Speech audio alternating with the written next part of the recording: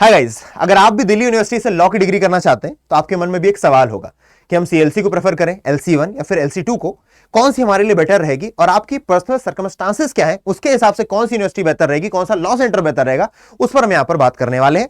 मेरा नाम है आदित्य और मैं आज आपके इस डाउट को पूरी तरीके से नस्तनाबूद कर दूंगा, क्योंकि हम बहुत सारे फैक्टर्स पर बात करने वाले हैं।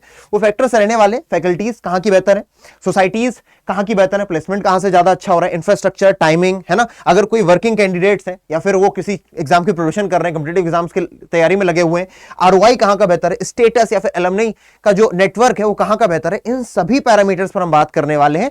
एंड आई होप कि जब आप इस वीडियो को एंड कर रहे होंगे तो आपके सारे डाउट्स खत्म हो चुके होंगे। चलिए स्टार्टिंग से स्टार्ट करते हैं। फैकल्टीज अगर हम बात करें, पहली बात तो आपको पता ही है, दो कुल मिलाकर के दो कैंपस है, ठीक है ना। एक CLC है, एक है LC1 एंड LC2। एक इवनिंग शिफ्ट में चलता है, एक मॉर्निंग शिफ्ट में। जगह एक ही है, बस चलता अलग अलग शिफ्ट में, ठीक है ना। और दोनों जुड़े हुए भी हैं, ये भी आप जान लीजिए। ऐसा नहीं कि कोई बहुत दिल्ली में अलग जगह है और दूसरी जगह नहीं, दोनों के लिए आपको बिल्कुल नियरेस्ट मेट्रो स्टेशन विश्वविद्यालय ही पड़ेगा, वहीं से आप थोड़ी दूर में पहुंच जाएंगे, ठीक है। फैकल्टीज की अगर मैं बात करूं तो चाहे CLC हो, LC1 हो या फिर LC2 हो, तीनों जगह की फैकल्टी आपको सेम लेवल की दिखेंगी, पढ़ाने का तजुर्बा उनका सेम होगा। क्यों?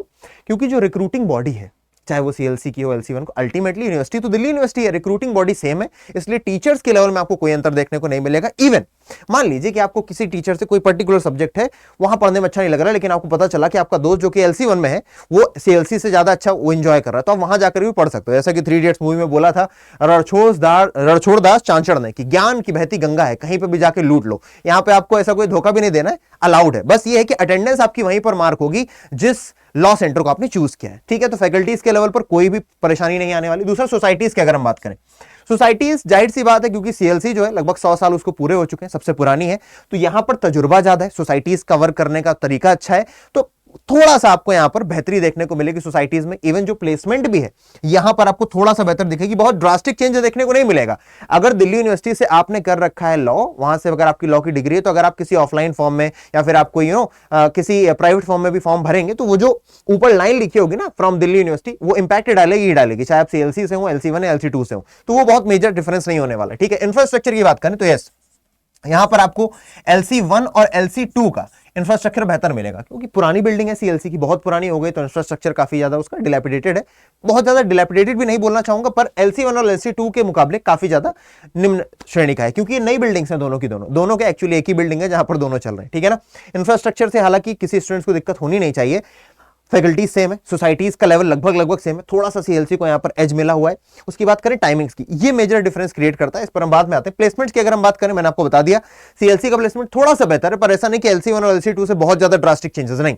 ड्रास्टिक चेंजेस आपको सिर्फ टाइमिंग्स में देखने को मिलेंगे, बाकी कोई ऐसी चीज नहीं है जहां पर आपको ड्रास्टिक चेंजेस देखने को मिलेगा इस, ठीक है। अगर मैं वर्किंग प्रोफेशनल्स की बात करूं, जो पहले से काम कर रहे हैं या फिर तैयारी कर रहे हैं किसी एग्जाम की, उनके सुबह उनको लाइब्रेरी जाना है, फिर किसी कोचिंग जाते हैं, तो उनके लिए क्या प्रेफर रहेगा, उस पर भी हम बात करने वाले हैं।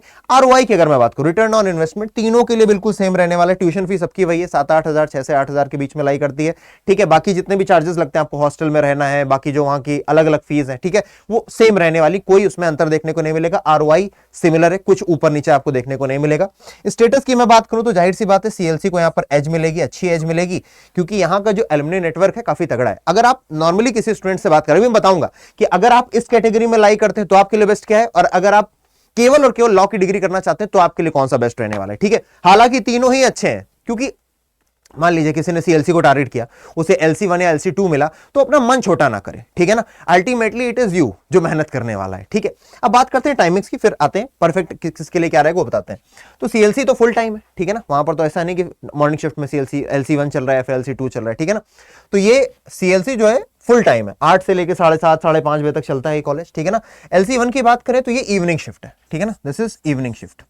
LC2 की बात करें तो ये मॉर्निंग शिफ्ट में आ जाता है।